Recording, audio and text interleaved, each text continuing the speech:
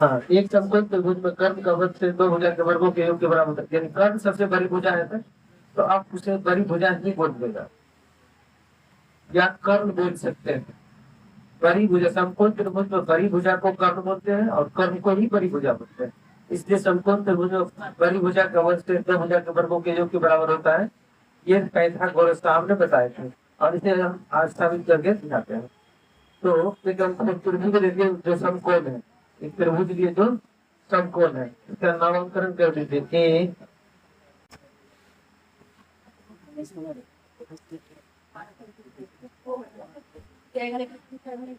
नाम दे देते हैं ए बी सी, और इस पर जो लंब डाले हैं उसका नाम रख देते हैं डी। तो जो दिया है पहले वो लिख जाएंगे। यही होता है, इसके साबित करके बताया।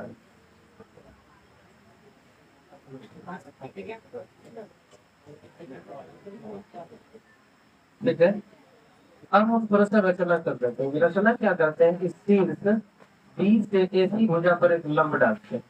तो जो रचना की उसको लिखना पड़ेगा, तो लिखते हैं रचना। रचना खींचा, लंब जो खींचे हैं, तो लंब खींचने के बाद पता चला कि ये समकोण त्रिभुज एबीसी जो है वो तीन भाग में विभाजित हो गया। एक भाग का नाम है ए बी डी, दूसरे भाग का नाम है बी सी डी, और तीसरा भाग अकेला पूरा वही है ए बी सी। तो ये जो तीनों भाग बना है, तीनों भाग जो है वो समकोण है। तीनों के तीनों भाग समकोण त्रिभुज है। ये भी 90 डिग्री और ये भी 90 डिग्री, और ये बड़ा कोण खुद 90 डिग्री। ठीक है, इतना समझ में आया कि नहीं आया? ये स्टेटमेंट जो दिया था, जो सिद्ध करना है उतना किए हैं। बाद बाकी रचना क्या की, जो रचना किया फोटो में उसको लिख दिया गया। आइए अब प्रमाण को देखते हैं।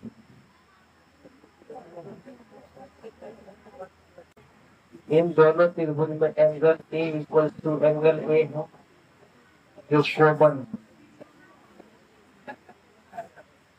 जो कॉमन है, और angle B equal to angle B जो 90 डिग्री है।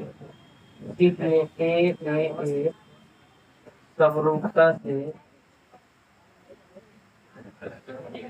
त्रिभुज एबीसी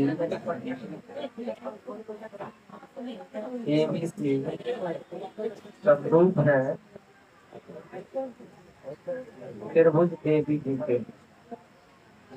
एबीसी समरूप हो गया त्रिभुज एबीसी के, और हम जानते हैं कि समकोण त्रिभुज के, एक बार इसका आवाज क्या बोलते को कम कर दो, लगाए समरूप त्रिभुज के संगत भुजाकार रूपा समानुपाती होते हैं।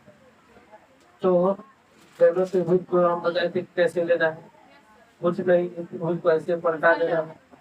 तो ऐसे पलटा देंगे तो हम भी बना के दिखाते हैं।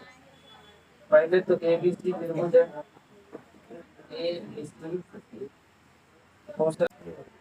देगा। अब ये 90 डिग्री है और इस त्रिभुज को ऐसे पलटा देंगे।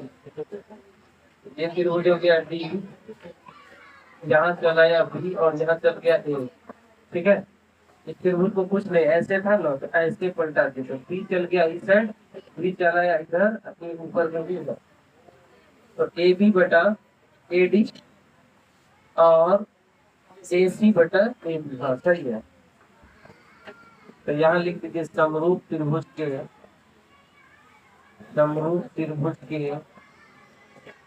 संगत भुजा समानुपाती होती है। समानुपाती होता है, समानुपाती होता है। तो ए बी बटा ए बी, ये भुजा देखिए और ये भुजा देखिए, दोनों ए बी भुजा बटे दूसरा त्रिभुज की बी भुजा बराबर ए सी बटा ए बी, ए सी बटा ए बी, ए सी बटा ए बी। तिरछा दृष्टि गुना कर दीजिए, क्रॉस मल्टीप्लिकेशन गुना। तो A B square equals to A C multiple A D. अब इसका नाम समीकरण 1 है।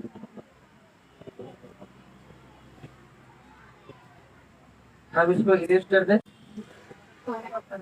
अब ध्यान से देखिए, अब ये एक छोटा त्रिभुज लिए थे और एक बड़ा त्रिभुज लिए थे, तो फिर दूसरा छोटा वाला लेते थे बी सी डी और एक बड़ा त्रिभुज बी सी डी और बड़ा त्रिभुज। पुनः पुनः का मतलब दोबारा त्रिभुज ए बी सी और त्रिभुज बी सी डी।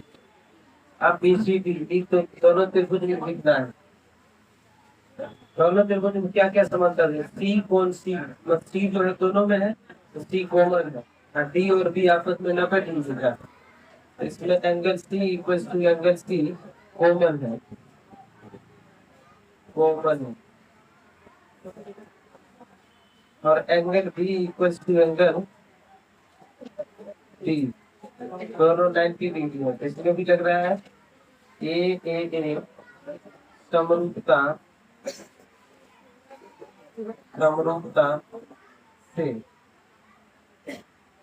त्रिभुज ए बी सी समरूप है त्रिभुज बी सी डी के। अगर बी सी डी के समरूप है तो संगत भुजा का अनुपात क्या होगा? समानुपाती होगा। जैसे बंद कर दी ताकि हाईलाइट हुआ, ये हाईलाइट कर दिया, तो ये दोबारा लिखने की जरूरत नहीं है, समझ जाएगा सब। तो ये दोनों त्रिभुज प्रॉपर है। तो ए बी सी तो जैसे हम वैसे ही रहेगा ए बी सी, और दूसरा त्रिभुज है आपका बी सी डी। तो यहाँ होगा बिना कहले सुनन डी और यहाँ आएगा डी और सी। तो देखिएगा ए बी सी, तो ए बी को नहीं लेना, ए बी की जरूरत ही नहीं है। बी सी बटर सी डी, बी सी बटर सी डी, ठीक है, बी सी बटर सी डी। अब सी ए सी बटर बी सी, मतलब ठीक है। इसी को क्या कर दिया गया है, ऐसे घुमा दिया गया है, तो बी ऊपर चल गया और सी इधर चला गया।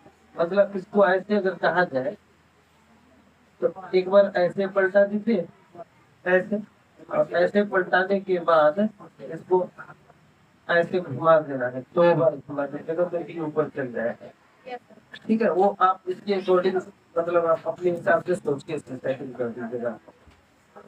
तो ध्यान दीजिए, यहाँ हो जाएगा बी सी बट सी डी बराबर ये भुजा के अनुपात में ये भुजा और ए सी भुजा के अनुपात में बी सी भुजा हो।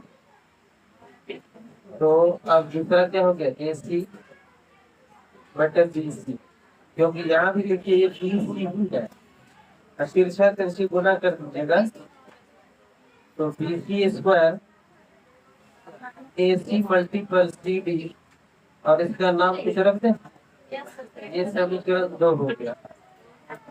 जहाँ समीकरण 1 एवं 2 से समीकरण 1 एवं 2 को लाइन या जोड़ दीजिए, दोनों को समीकरण 1 एवं 2 को जोड़ देते हैं तो LHS साइड जुटेगा, RHS की साइड जुटेगा।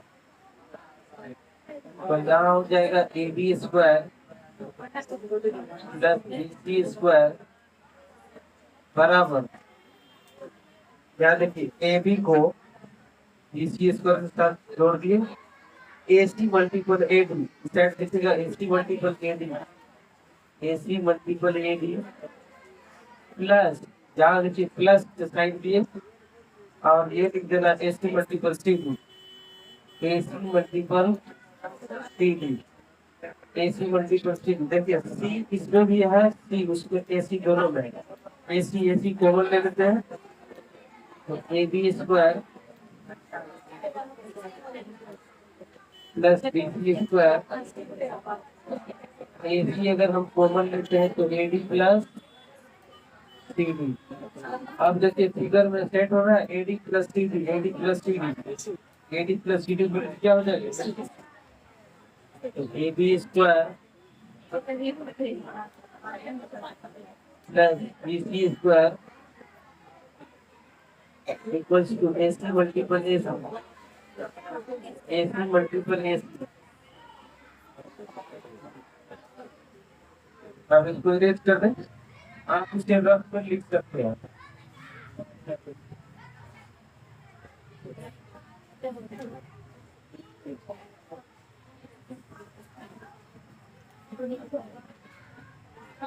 ये हो गया AB square plus BC square equals to AC square, या आप इसी को लिख सकते हैं AC square equals to AB square plus BC square, और इसे हाईलाइट कर दीजिए ऐसे करके। यही साबित करना था।